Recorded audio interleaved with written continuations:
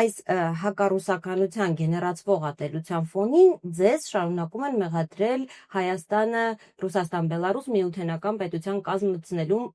մտադրության համար։ Կարող եք սպառիչ պատասխան տալ, հաշվի առնելով ձեր հայտարարությունները, որ այսօր էլ արդեն կրկնեցիք Ռուսաստանի մասով։ Ի վերջո, սուբյեկտայնության ինչ մակարդակ եք պատկերացնում Հայաստանի համար, եթե նորից իշխանությունը լինի ձեր ձեռքում, եւ ոնց եք պատասխանում այդ թեզերին։ Այն ինչ որ իրենք անում են մեկ նպատակով։ Իրենց գաղափարական մոտեցումների համար հիմքեր են ստեղծում, որովհետև իրենք տեսնում են, որ այնուամենայնիվ մեր ժողովրդի մեջ խորը նստած շատ պատկերացումներ կա եւ պատմական իրադարձությունների վերաբերյալ եւ մի շարք հարցերի շուրջ եւ փորձում են հենց տակից քայքայել այդ պատկերացումները։ Նպատակը սա է։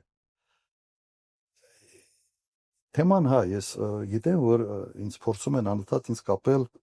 միութենական պետության միանալու թեզը։ Եթե չեմ սխալվում, միութենական պետությունը ստեղծվել է 99 թվականին, իմ հիշելով։ Ես նախագահել եմ մինչև 2008 թվականը։ 9 տարի երբեք որևէ խոսակցություն իմ հետ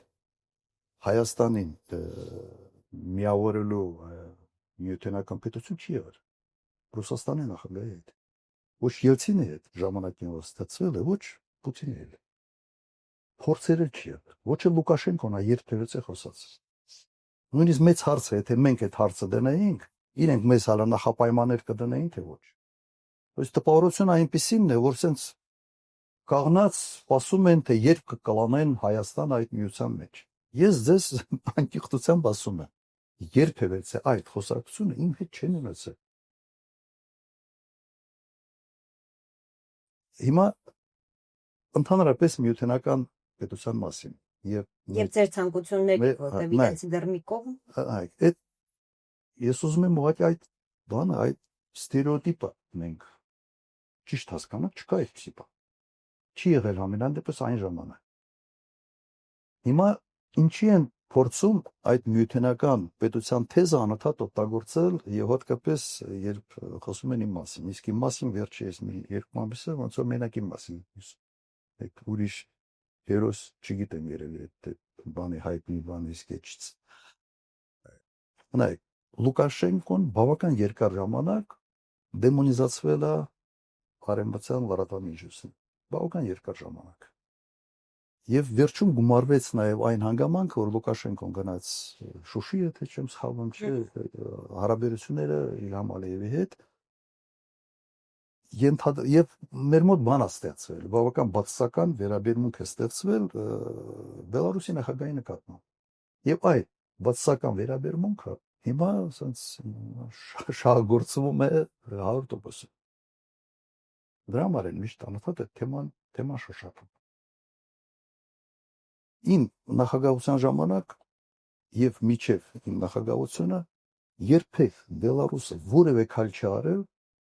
որը կարող է մեր դժգոհությունը առաջացնել։ Հակառակը միշտ մեր կողքին կանգնացել։ Ես չգիտեմ ինչ պատահեց հետո։ Եվ սա երևի առանձին մի վերլուծության կամ ուսումնասիրության կարիք ունի, երբ փոխվեց եւ ինչու փոխվեց։ Հիմա սա է վիճակը։ Երբ խոսում ենք հարաբերությունների մասին, նայեք, Բելարուսը որևէ դերակատարություն չի կարող ունենալ այս տարածաշրջանում։ Չունի ոչ այդ պոտենցիալը, ոչ այդ ցանկությունը, ոչ այլ հետաքրքրություն։ Դրա համար Ռուսաստանի հետ հարաբերությունները անպայման ցեն շուրջ տալ, բերել, կապել միութենական պետության հետ, ուղղակի մանիպուլյատիվ չոր բաներ, քայլեր, փորձում են դրանով Ռուսաստանի հետ հարաբերությունների գրավչությունը նվազեցնել։ Ուրիշ բացատրություն ստե չկա։ Ու ասում անպայման պետք է որևէ խնդիր չկա եւ կրկնում է։ Այդպես չի որ իրենց մոտ այդ ցանկությունը կա, որ Հայաստանը մտնի այդ։ Պետք է Ռուսաստանը հետ խորացնել այդ հարաբերությունները։ Պետք է գոնե վերականգնել այն ինչ եղել է։ Վստահություն ունենալ փոխադարձ։ Ու չմտածեն, որ հերթական անգամ ամեն քալափոխին քեզ գցելու է։ Մեծ պետությունների հետ չի կարելի այդպես վարվել։ Չի կա։ Թեզերից մեկին չանդրադառնալ։ Պատկերացրեք Էստոնիայից խոսած։ Էստոնիան հանկարծ ինչ որ քայլեր անի, որոնք ամերիկացիներին դուր չի գալու կամ բրիտանացուց։ Կանի երբեք չեն անի, որտեղ հասկանում են, որ սա ուղղակի ազդեցություն կունենա իրենց անվտանգային հարցեր։ Նայեք, հետո միութենական պետությունը ասենց բոբոս արկելու կոնտեքստի մեջ նաև հետևալն էին ասում, չէ, որ համեր ինքնիշխանության կորուստ եւ այլն։ Հիմա համատեք միութենական պետության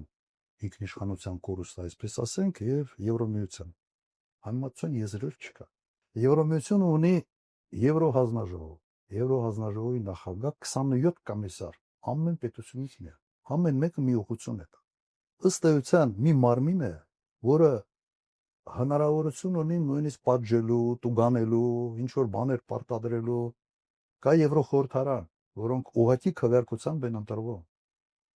Ոչ թե խորհրդարանների падգամավորները հավաքում են, ուղղակի քվեարկությամբ են ընդունում եւ որոշակի լիազորություններ են։ Հիմա դա երկրագնդի վրա ամենից մեծ ինքնիշխանության կորուստի մոդելն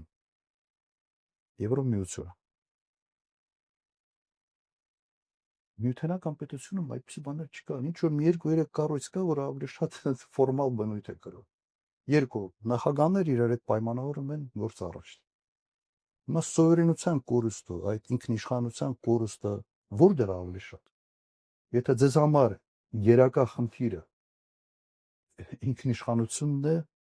Եվրոմիությունից ինչքան հեռու մնաս, ինքն բա։ Բայց այդ միությունը, ասես կամավոր միություն է, մարդիկ շահերը հաշվել են, տեսել են, որ այսպես ապրել ավելի հետաքրքիր է, ավելի արդյունավետ է, այդպես են ապրել։